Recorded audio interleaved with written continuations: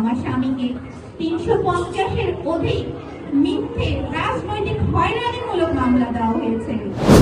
স্বৈরাচার সরকারের আমলে অত্যাচার, নিপীড়ন, নির্যাতনের কথা মনে পড়লে আজও আমার গা শিউরে ওঠে। আমার ছোট ছেলে বয়স তখন হবে 1 বছর হয়তো। ঈদের একদিন সে তার বাবাকে জেলখানায় দেখতে গিয়েছিল। আমি আমার স্বামীর পছন্দের খাবারগুলো নিজ হাতে রান্না করে রওনা দিলাম জেলখানায় আমার স্বামীর সাথে দেখা করার জন্য। ঈদের একটা দিন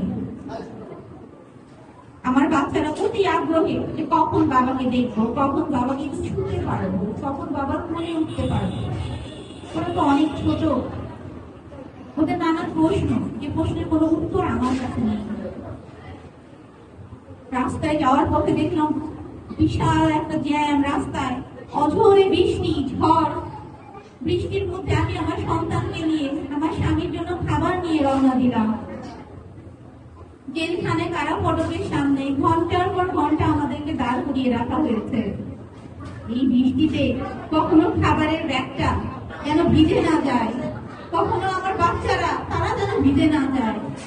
আকুল আবেদনের সাথে জেলারদের সাথে পুলিশদের সাথে যে আমাকে একটাবার সুযোগ দিন আমার স্বামীর সাথে দেখা করার জন্য, কিন্তু না, অন্যান্য কারাবন্দীদের দেখা করতে দেওয়া হয়েছে, আমাদের দেওয়া হয় না। এক সময় ডাক আসলো যে আসেন, ভিতরে আসেন, কিন্তু কিভাবে দেখা হলো? সেই জেলখানার জানালার ওপারে সে আর এই পারে আমি। না দেখাতে ঠিক মতো দেখা, না কথা ঠিক করে শোনা যায় কথা। সেটা ছেলেটাকে একটিবার বলে নিতে চাইলে পুলিশকে বললাম যে আমাকে একটু সুযোগ করে দিন, আমার ছেলেটাকে একটা বার তার বলে দিন। না, কোনোভাবেই তারা শুনলো না। তাদের মধ্যে কোনো রহস্য নেই, তাদের মধ্যে কোনো দয়া নেই। আমরা চলে আসলাম। মহান আল্লাহ রাব্বুল আলামিনের কাছে লাখো শুকরিয়া জানাচ্ছি, হাজারো মৃত লোকের মাঝে, হাজারো অসুস্থ লোকের মাঝে আমাদেরকে সুস্থ রেখেছেন, আমাদেরকে জীবিত রেখেছেন। আমরা পৃথিবীটাকে দেখতে পাচ্ছি, কথা বলতে পাচ্ছি। আজকের এই পৃথিবীতে আমাদের অস্তিত্ব আছে। হয়তো আমাদের জীবনে সমস্যার কোনো শেষ নেই, কিন্তু তারপরও যারা এই পৃথিবী ছেড়ে চলে গিয়েছেন তাদের কথা চিন্তা করলে আল্লাহ রাব্বুল আলামিনের কাছে শুকরিয়া আদায় করতেই হয় যে আজ আমরা সবাই বেঁচে আছি। যাই হোক, আমি আজকে নিজেকে অনেক ধন্য মনে করছি যে আপনারা আপনাদের মূল্যবান কাজ ফেলে আজকে এখানে সমবেত হয়েছেন শুধুমাত্র আমাকে বা আমাদের কথা শোনার জন্য। আপনাদের দিকে তাকালে কারোর মুখে আমি নিজের মাকে, কারোর মুখের দিকে তাকালে আমার বোন, কারোর দিকে তাকালে আমার কাকিমা, সবার কথা মুখ ফুটে ওঠে, সবার কথা মনে পড়ে যায়। মনে হয় যেন আমরা সকলেই একই সূত্রে গাঁথা, আমরা সকলেই একই জায়গার মানুষ। সেইখানেই আকুর টাকুর পাড়ায় বেড়ে ওঠা আপনাদেরই সন্তান, এখানেই তার বেড়ে ওঠা। শৈশবে টাউন প্রাইমারি স্কুলে ভর্তি হয়ে পরে বিন্দুবাসিনী বয়েজ স্কুলে ম্যাট্রিক পরীক্ষা দেন। পরবর্তীতে ঢাকায় সিটি কলেজে এইচএসসি পরীক্ষা এবং উচ্চ শিক্ষায় শিক্ষিত হওয়ার জন্য আমাদের বাংলাদেশের সর্বোচ্চ বিদ্যাপীঠ ঢাকা বিশ্ববিদ্যালয় থেকে মার্কেটিং বিভাগে ভর্তি হন এবং সেখান থেকে উনি অনার্স ও মাস্টার্স ডিগ্রি লাভ করেন। উচ্চ শিক্ষার জন্য যদিও তার হয়তো এখান থেকে চলে যাওয়া, কিন্তু তার মনটা ওই যে বলে না, কথায় আছে যে নারীর টানটা ঠিকই রয়ে গিয়েছে এখানে আপনাদের সকলের কাছে। আমার স্বামীর কথা আমি কি বলবো, তার না আছে কোনো ঘুম, না আছে তার খাওয়া দাওয়া। সার্বক্ষণিক একটাই কথা, কি করলে সে মানুষের পাশে দাঁড়াতে পারবে, কিভাবে তাদের সাথে আরো বেশি সে তাদের সাথে আন্তরিকতার সাথে মিশে যেতে পারবে।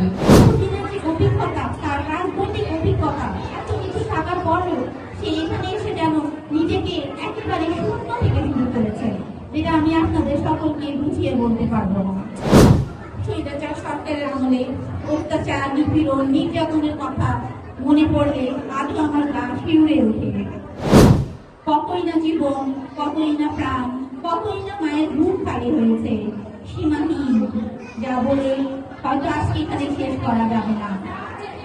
পুলিশ, র্যাব, ডিবি, প্রশাসনের লোকজনদের দ্বারা বাড়ি বাড়ি তল্লাশি, পরিবারের লোকজনদের হেনস্থা করা, জুলুম করা, নির্যাতন করা, তা ছিল যেন একটা নিত্যদিনের ব্যাপার। 7ই জানুয়ারি স্বৈরাচারী নির্বাচনের সময় আমার একটি ঘটনা মনে পড়ে।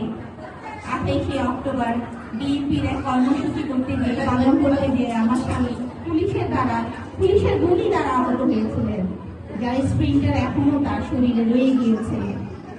সে বাসায় ছিল না। ভোরবেলা সকালবেলা যখন আমি ঘুম থেকে উঠি, দেখি প্রশাসনের লোক দিয়ে আমার ঘর ভরে গিয়েছে। নানা প্রশ্ন করার পর আমাকে যখন বলা হয় আপনাকে যেতে হবে আমার সাথে, বুকের ভিতরটা যেন আটকে উঠলো। নিজের জন্য নয়, আমার 3টা সন্তান, ছোট ছোট বাচ্চা আছে আমার বৃদ্ধ বাবা, আমার বাবা ক্যান্সারের রোগী, তাদের ফেলে আমি কি করে যাই? আল্লাহর উপর ভরসা করে তাদেরকে বললাম, চলে, কোথায় যেতে হবে? আমার কোনো ভয় নেই, আমার স্বামী কোনো দোষ করেনি, আমার স্বামী কোনো অন্যায় করেনি। আজকে হয়তো আপনারা ভাবছেন যে কেন আপনাদেরকে আমি এই কথা বলছি, আপনাদের সাথে কেন এগুলো শেয়ার করছি। আমি এই জন্যই বলছি যেন আপনারা কিছু হলেও অনুভব করতে পারেন আপনাদের এই সন্তানের বিষয়, যে কিরকম তার বিশাল তার মনটা, এত জুলুম, এত নির্যাতন, এত অত্যাচার সহ্য করার পরেও আপনারা জানেন আমার মা বোনেরা, ও কখনো তার আদর্শ থেকে এতটুকু বিন্দু চুপ হয়নি। কোনো অন্যায়, কোনো অত্যাচারের সামনে কোনোদিন মাথা নত করেনি, কোনোদিন নিজের দায়িত্ব কর্তব্য পালন করা থেকে এতটুকু কিছু হয়নি। এই আমার স্বামী, এমন একজনের কথা বলতে আজকে আমি এসেছি আপনার কাছে। আমার আপনাদের কাছে একটাই প্রত্যাশা, একটাই আশা, আপনাদের আশীর্বাদের একটি কাজ অবশ্যই তার মাথায় রাখবেন। আমি জানি এখানে যারা আছেন তারা অনেকেই আমার সাথে একমত হবে। আপনারা নিশ্চয়ই এমন একজনকেই বাছাই করবেন যিনি কিনা মানুষকে আঘাত দিয়ে নয়, সম্মান দিয়ে, যিনি কিনা মানুষকে শুধু প্রতিশ্রুতিই দিয়ে নয়, প্রতিশ্রুতি বাস্তবায়নের রূপ দিয়ে, যিনি শুধু মানুষকে প্রয়োজনেই না, মানুষের সুখে দুঃখে বিপদে আপদে সব সময় আপনাদের পাশে থাকবে। এমন একজনের কথাই আমি আজকে আপনাদের কাছে বলতে এসেছি। আমি আশা করব আপনাদের কাছে এতটুকু প্রত্যাশা রাখবো, আর আপনাদের কাছে আমি বিশ্বাস রেখে যাই যে আপনারা অবশ্যই এমন একজনকেই বাছাই করবেন যিনি কিনা সর্বদা আপনাদের কথাই চিন্তা করেন। তার মনে যে কি মায়া আপনাদের বিষয়ে আমি সেটা কখনো বলে বোঝাতে পারবো না। আমি তো তার সহধর্মিনী, তার পাশে থাকি, আমি সেটা অনেক বেশি করে ফিল করতে পারি। মাঝে মাঝে মনে হয় যে ওর বুঝি আমাদেরকে নিয়ে কোনো চিন্তাই নেই, ওর সারাক্ষণই হচ্ছে চিন্তা আপনাদেরকে নিয়ে। আমি এতে খুব নিজেকে গর্বিত ফিল করি। আমার মা বোনেরা, আজকে অনেক কথাই বলে ফেললাম, কোনো ভুল ত্রুটি হলে আমাকে ক্ষমা সুন্দর দৃষ্টিতে দেখবেন। আর আমি শুধু এখানে বলতে আসিনি, আপনাদের কাছ থেকে শুনতেও এসেছি। আপনারা আপনাদের সুবিধা অসুবিধা, আপনাদের চাওয়া পাওয়া, আপনাদের মনের কথা আপনারা আমার সাথে বলবেন, আমি তাও শুনবো। আমি ঢাকা থেকে এসেছি, আমাকে ঢাকায় আমার সন্তানদের পড়াশোনার জন্য কিছুদিন ঢাকায় থাকতে হয়, কিন্তু আমার কেন জানি আমার মন টিকে না। আমি চলে আসি আপনাদের কাছে, আমার ভালো লাগে। শুধুমাত্র কর্মব্যস্ততার কারণে বাচ্চাদের শিক্ষার জন্য আমাকে ঢাকায় ফেরত যেতে হয়। আমি না হলে আমার কোথাও আমার ঢাকায় একেবারে মন টিকে না, আমি ছুটে চলে আসি আপনাদের কাছে। এই যে আজকে আল্লাহর বৃষ্টি, আল্লাহর রহমত, এই বৃষ্টির কারণে আজকে যে আমাদের বিলম্ব হয়েছে, এটার জন্য আমি আপনাদের সকলের কাছে একটু দুঃখ প্রকাশ করছি। আপনারা অনেকক্ষণ থেকে আমাদের জন্য এখানে বসে আছেন, আমাদের কথা শোনার জন্য, আমাদেরকে এক নজর দেখার জন্য। আপনারা জানেন এটাই আমাদের জন্য অনেক বড়, এটাই আমাদের জন্য বড় আশীর্বাদ। আপনারা সবাই দোয়া করবেন আপনাদের সন্তানের জন্য।